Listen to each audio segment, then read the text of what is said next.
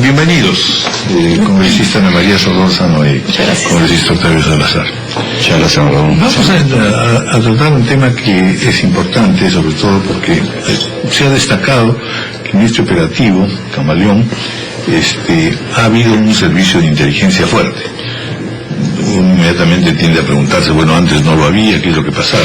Pero lo segundo es más serio en realidad, y lo segundo tiene que ver con el hecho de si en efecto tenemos un comando unificado o empiezan nuevamente un poco celos y reclamos de decir, bueno, esto pertenece más es mérito de las Fuerzas Armadas que no de la policía. La policía tiene también sus propias estrategias que han demostrado ser eficaces. Por eso tenemos también aquí a don Octavio Salazar, que siempre sostiene esto al respecto. Pero que en otras palabras, en verdad, ¿se necesita o no unidad de mando en una batalla como la que estamos teniendo, tanto en el Brain como en la zona del Putumayo? Le pregunto primero a Ana María Solórzano. Bienvenida. Muchas gracias por la invitación. Yo creo que definitivamente la unión hace la fuerza. Existe este comando que se inició con este gobierno en unificar las inteligencias. El celo siempre ha existido, obviamente, en cada institución, pero creo que para este fin y este propósito del narcoterrorismo y la presencia de estos remanentes que se han venido solidificando ante la ausencia del Estado, vale decir, en toda la zona del Brain, que involucra a las 4 regiones donde la población, tenemos un 67% de población pobre y un 25% de población de extrema pobreza, ha hecho que ellos se encapsulen y se fortifiquen, se fortalezcan. En ese sentido, era necesario tener esta inteligencia unificada a través del que algunos lo llaman el CIOE, que es el Comando de Inteligencia y Operaciones Especiales, donde se junta efectivamente la Policía Nacional con las Fuerzas Armadas, y eso lo han dicho los ministros, lo han dicho en la conferencia, lo acaba de decir el señor Cueto también. Y creo que eso es importante, valedero de todas estas personas que ponen obviamente en riesgo también sus vidas, las de sus familias, para pacificar la paz social en esa zona del Brain. Más allá de ello, creo que hay una estrategia, independientemente de este comando en conjunto, de esta unión de las fuerzas policiales y armadas. Nosotros revisamos el decreto supremo 077-2013 que está colgado en la página web, donde hay un planeamiento no solamente en lo que es inteligencia, sino un planeamiento en presupuesto. Meter plata a la zona del Brain, meter plata donde tienes tú un 25% de extrema pobreza, como más de 3.000 millones. El otro día nos informaba el coronel Rojas Merino en la Comisión de Defensa y también en la de Inteligencia, porque esto no es...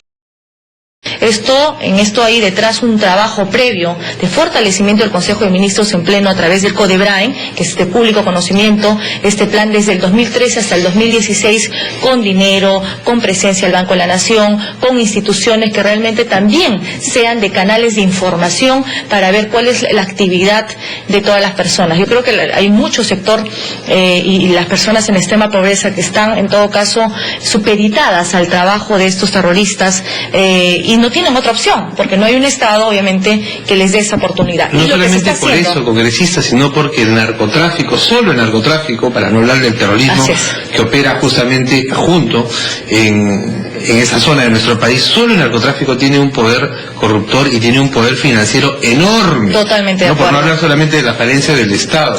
Y además también tiene operadores que llegan, dicen, hasta el Congreso de la República. Se ha hablado incluso en algún momento de una narcobancada. Y hay un movimiento cocalero, además, campesino, cocalero, muy fuerte. Y usted lo sabe muy bien porque, bueno, dentro del partido, dentro de la bancada, han tenido y tienen en investigación, por ejemplo, un problema de ese tipo. La dirigente Nancy Obregón y Elsa Malpartida vienen precisamente de esa zona de nuestro país y han formado parte de alguna manera de este Sí, yo voy a ser bien clara en el tema de la señora Obregón. Lo que estamos viendo el día de hoy es este gran logro por parte de las Fuerzas Armadas Policiales, que no tenemos que mezclar con el tema de la señora Obregón. A mi concepto, porque el tema de la señora Obregón, cada uno es responsable.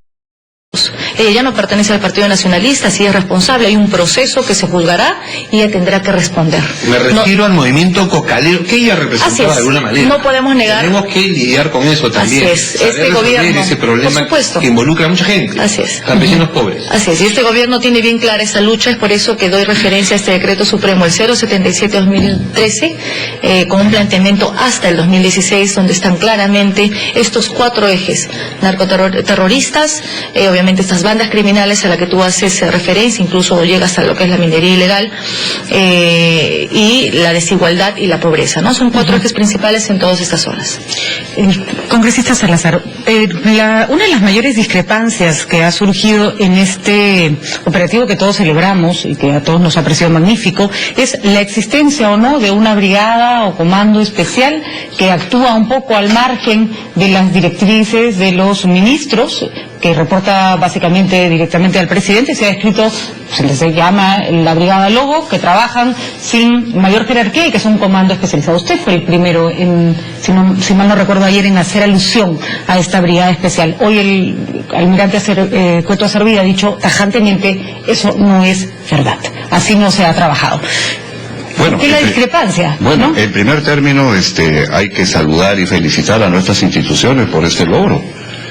Un logro que es importante porque ante grandes amenazas que tiene el país, como es el terrorismo y el narcotráfico, y que hay que decir claramente que el Perú lo que tiene ambas amenazas terroristas, no solamente es el narcotráfico, como por ahí escucho a algunas personas, flaco favor le hacemos a la democracia en nuestro país, y también ponderamos mucho más el accionar que él tiene el terrorismo, separándolos a ellos, que ellos ahora son narcos y no son terroristas. Ese es un tema muy delicado. En segundo término, la inteligencia es un pivote importante para poder realizar este tipo de actividades. Desde el año 2008 se empezó a judicializar todos los hechos criminales en el BRAE. Se empezó a establecer relaciones importantes de penetración, de poder llegar a los mandos militares de Sendero Luminoso, a los cabecillas mismos, a través de una serie de acciones de inteligencia, como penetración electrónica, como penetración a través de amigos de estas personas, para ir estableciendo relaciones. Esta organización de la policía hoy en día ha sido incorporada al Comando Conjunto. Esta organización de la policía, según la información que yo tengo, la han denominado de esa naturaleza. El almirante Cueto la desmiente, pero hay voceros del gobierno que también han dicho lo mismo sobre esta famosa Brigada Lobo.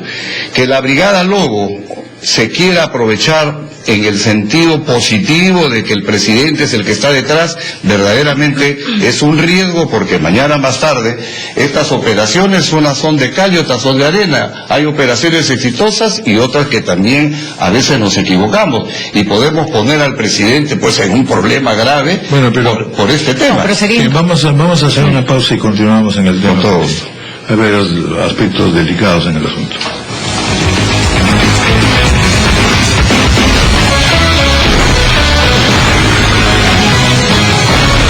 Interesante, y hemos estado aquí conversando todos en realidad, a propósito de lo que usted señalaba, congresista Eudebio Salazar, que efectivamente el presidente debe o no tener una primacía, no tanto en información, sino en el hecho de que la gente acepte pues que efectivamente hay un comando y que eso está directamente relacionado con el presidente de la República. A mí me parece que es interesante, ¿no? Levante el ánimo por lo menos, porque nos hemos quejado siempre de que eso está muy, ¿no?, dividido, no unificado, y preferible un presidente que esté alerta o a otro presidente que está pues digamos mirando el mar. Indudablemente resulta bastante útil, ¿no es cierto? En otras palabras, ¿se puede o no superar los celos institucionales? ¿Y se debe o no se debe tener un mando unificado que responda vivamente a la presidencia de la República? ¿Qué riesgos podríamos tener? Bien, en primer término, Raúl, que es importante que quien jefatura del país, el más alto dignatario, esté enterado de todos los hechos, sobre todo estos, cuando se van a realizar operaciones de trascendencia, indudablemente que sí es importante que el presidente lo sepa. Nosotros podemos ver en el caso de Bin Laden, el propio presidente de la República, él estaba en los Estados Unidos, él lo estaba viendo en vivo y en directo, por ejemplo, la captura de Bin Laden. Y ahora está viendo directamente todo el tema a propósito del 12 aniversario. Exactamente, ese aniversario todo un trabajo, ¿no? es todo un trabajo importante.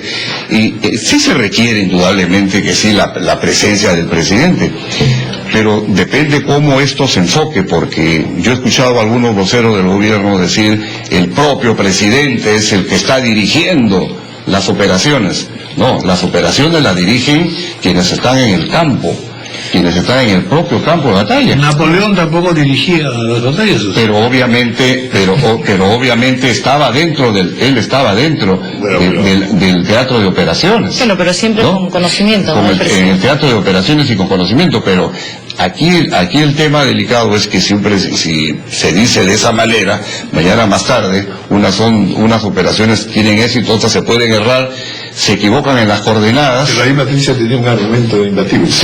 Las cosas salen mal siempre, culpa el presidente. Se equivoca, claro. Nadie va a atribuye el éxito. Si la cosa fracasa. Ni el presidente va a decir no me importa. Por eso es importante que hay que dejar cierto espacio entre los que están en el propio teatro de operaciones. El presidente conoce la política en general, pues no va a autorizar cada una de las operaciones. Pero tampoco podemos negar, Yo quiero añadir un detalle que es fundamental, ¿eh? El presidente tiene, y hay crítica respecto a eso, diciendo que tiene su equipito de inteligencia en Palacio. Bueno, pues ese equipito de inteligencia tiene que estar enterado con mayor información de lo que está pasando en el BRAE, como seguramente en otras cosas. Yo creo, Raúl, más allá de... ¿Es bueno o malo que tenga el presidente de la República un servicio de inteligencia ad hoc? El presidente, que tenga como estructura, pero que él tenga un apéndice del servicio de inteligencia en Palacio, pues tampoco. Bueno, el presidente obviamente está informado, el presidente despacha con los ministros, tiene una comunicación directa con los ministros, obviamente ellos a través del comando conjunto, el señor Cueto, etcétera, informado de todas las operaciones. Yo creo que no sería bueno entrar al campo del celo político entre la Fuerza Armada y la Fuerza Policial. El día de hoy lo que tenemos que hacer nosotros es unificar, no dividir, y reconocer el trabajo en conjunto. Y prueba de ello, si hablamos de una fusión y si ese celo existe o no, yo creo que estamos ya en otra faceta que no existe. De esa manera tenemos resultados. Cuando las cosas se unen y salen bien y hay una unión de esfuerzos, tenemos un resultado. Y el próximo congresista, ocupar ese espacio, digamos, que se le ha quitado de momento al narcoterrorismo, a Sendero con este golpe, ocuparlo con el Estado. Siempre se reclama el Estado. El Estado son colegios, son carreteras, son partidos políticos. Esa es la otra parte, la otra mirada integral. Porque luego a estos dos cabecillas narcoterroristas los van a suceder y en algún momento van a suceder. No dejar que ellos replanteen obviamente su estrategia, ¿no? Es importante no bajar la lucha y obviamente no se ha aniquilado a todas las cabecillas. O sea, está todavía los Quito Palomino, está todavía la cabeza política. Se ha flanqueado al mando militar, es decir, a Gabriel, su brazo derecho, que es Alfonso, que está identificándose, pero no hay que bajar la guardia, ¿no? Ellos tienen alrededor de 500 hombres. Pregunta concreta. Tienen como alrededor de 500 hombres. Y ellos tienen formación de pioneritos que van desde los 8, los 12, los 17, y esa jornada nuevamente sale a participar en acciones que están sólidamente entregadas. Eso hay que evitar. Esta es una lucha larga, tenemos para años. Y lo más importante que se requiere es que haya más inversión en el área social, obviamente que sí, pero también en el campo militar policial. Pero ahí nos corresponde nuestra tarea en la Comisión de Presupuesto de aumentar el presupuesto en el Congreso de la República. Una pregunta concreta sobre el futuro de los ministros del Interior y de Defensa, que eran ministros que no se encontraban con buen pie antes de esta operación. Yo creo que la operación es exitosa y ese es un mérito de este gobierno y principalmente además por lo que implica de las personas que han estado en el operativo. Yo no quiero ser dura, pero eso no hace a los ministros de Defensa y del Interior buenos ministros de la noche a la mañana y tienen otros problemas que no logran resolver. Había una interpelación pendiente para el ministro Pedraza. ¿Qué va a pasar ¿Cómo se va a evaluar? Legalmente esto no puede detenerse. O sea, de todas formas ya hay una citación y la interpelación al ministro Pedraza tiene que darse, ¿no? Y como tú muy bien lo dices, este es un área importante, pero tenemos el problema de la seguridad ciudadana hoy en día, que está subiendo exponencialmente los hechos criminales en todas partes del Perú, y que creo que merece una respuesta el ministro, ¿no? Escuchamos a la bancada fujimorista también, a través del congresista Gagó, que es el vocero, en todo caso, la intención de posponer la interpelación. Lo que yo tengo entendido, obviamente no es el tiempo ni el ambiente para interpelar a un ministro, en eso estamos de acuerdo. Vamos al tema reglamentario, hablamos con el oficial mayor, y efectivamente hay una situación del Pleno, pero también recordamos que el Pleno como máxima instancia puede cambiar alguna situación. Eso tendría que llevarse en todo caso a voto y analizar si efectivamente es el momento o no, pero creo que es, ¿no? Así es, creo que hay una voluntad por parte de las minorías, que es un derecho de interpelar a los ministros, y respetamos nosotros ellos, no hay ninguna intención tampoco del ministro de evadir esta situación, pero si hay una voluntad de posponerlo, en todo caso priorizar el tema que estamos el día de hoy en la lucha contra el narcoterrorismo, podemos hacerlo. Esa interpelación precisamente puede ser de una gran utilidad para poder lograr una vez más unidad nacional con respecto a la lucha contra la inseguridad ciudadana. Ahora, recordemos que los dos temas por los cuales son interpelados el ministro ya fueron dado cuentas en las diferentes comisiones también, ¿no? Son temas pasados. Pero siempre es importante. Pero hay que respetar, Por eso digo, respetamos nosotros el derecho de las minorías. Es un gobierno democrático. No hay que tenerle temor a la minoría. María Solórzano y Octavio Salazar. No, yo estoy de acuerdo todavía.